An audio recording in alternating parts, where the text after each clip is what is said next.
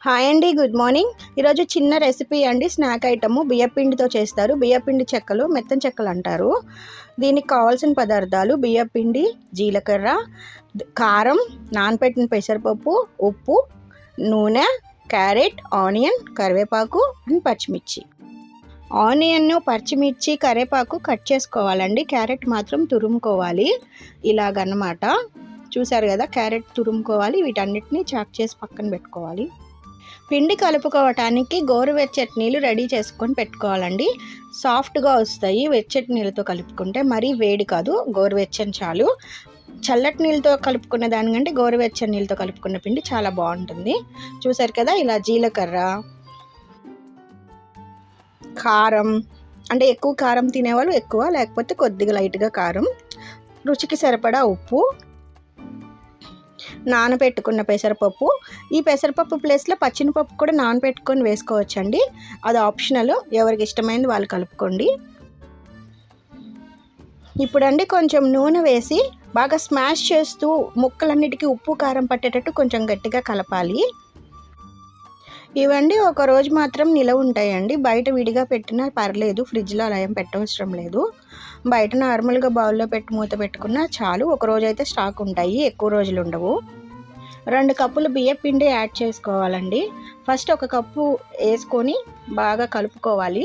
తర్వాత మళ్ళీ ఎంత అవసరం అవుతుందో చూసుకొని 2వ కప్పు కలుపుకోవాలన్నమాట బియ్యం పిండి. ఉప్పు కారము సరిపోయిందో లేదో ఇప్పుడే చూసుకోవాలండి. వాటర్ వేసి కలిపిన తర్వాత అంత బాగా కలవదు. ఇప్పుడు గోరువెచ్చగా ఉన్నాయో లేదో చూసుకొని వేసుకొని వాటర్ కలుపుకోవాలి. చపాతీ పిండి కలుపుతున్నంత గట్టిగా కాకపోయినా ఆల్మోస్ట్ అలానే ఉంటుంది. ఇంకొంచెం సాఫ్ట్గా కలుపుకోవాలి. చూసారు కదా, ఇలాగా ముద్దకి రావాలన్నమాట. ఇలా ముద్దలు చేసుకొని పక్కన పెట్టుకోవాలి అంతా పిండి మొత్తాన్ని.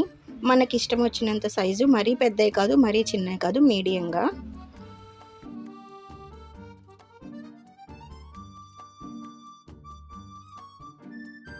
నేనండి ముద్దలు చేసే లోపల నూనె కాగుతుందని బాండీ పెట్టి ఆయిల్ పోసాను. మళ్ళీ టైం వేస్ట్ అవుతుంది కదా, అందుకనమాట.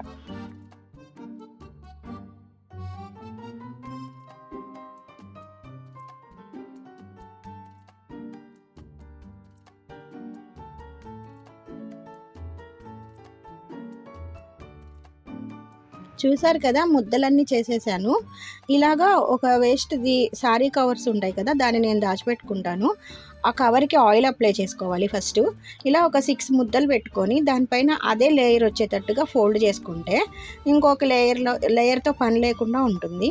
గ్లాస్ తోటి ఇలాగ పైన ఒత్తుకుంటే చెక్క షేప్లో రౌండ్గా వస్తుంది అనమాట. ఈజీగా త్వరగా అయిపోతుంది చేత్తో ఒత్తిన దానికన్నా. ఇలా త్వరగా అయిపోతుందండి. 6 అవుతాయి ఒక ట్రిప్పుల్లో, చాలా తొందరగా అయిపోతాయి. నూనె కాగిందో లేదో చూసుకొని, నూనె కాగిందండి. ఇప్పుడు ఒక్కొక్కటి తీసి ఆయిల్లో వేసుకోవచ్చు. ఒకదాని మీద ఒకటి వేసినా ఏం కాదండి, అసలు అంటుకోదు, త్వరగా కాలుతాయి, ఈజీగా ఉంటుంది, ఎక్కువ టైం సేవ్ అవుతుంది. పూరీ ప్రెస్లో కూడా చేసుకోవచ్చు, కానీ ఫాస్ట్గా చేయటం చేతనైతే ఓకే అండి. ఇలా ముద్దలు చేసి పెట్టుకొని ఒక్కొక్కటి ప్రెస్ చేస్తూ వెంటనే ఆయిల్లో వేసేసుకోవాలి. దానికంటే నాకు ఇదే ఈజీ అనిపిస్తుంది, సో నేను ఇలా చేస్తున్నాను. మీ ఇష్టం, కావాలంటే పూరీ ప్రెస్లో కూడా ప్రెస్ చేసుకొని వేసుకోవచ్చు. ఇదే పిండినండి ఇంట్లో పెద్దవాళ్ళు ఇలా డీప్ ఫ్రైలు తినలేని వాళ్ళు ఉంటే పెనం పైన సాఫ్ట్గా వచ్చేటట్టుగా మూత పెట్టి మగ్గించుకొని మెత్తగా కూడా చేసుకోవచ్చు.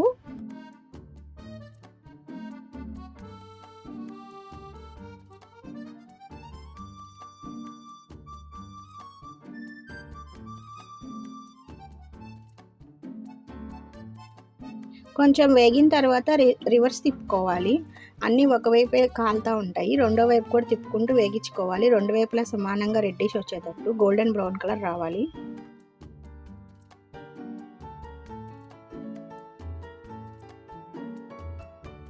ఇందాక చెప్పాను కదా, ఇలాగన్నమాట చిన్న గారెల్లాగా ఒత్తుకొని వీటిని ఇట్లాగా పెనం పైన వేసుకొని మూత పెట్టి మగ్గించుకుంటే చాలా మెత్తగా ఉంటాయి, సాఫ్ట్గా వస్తాయి. పెద్దవాళ్ళు ఎవరైనా తినడానికి బాధపడే వాళ్ళు, డీప్ ఫ్రైలు తినలేని వాళ్ళు ఇలా చేసుకోవచ్చు. ఓకే అండి, మన చెక్కలు రెడీ అయిపోయాయి. ఇంకా తీసుకొని సర్వ్ చేసుకోవడమేను.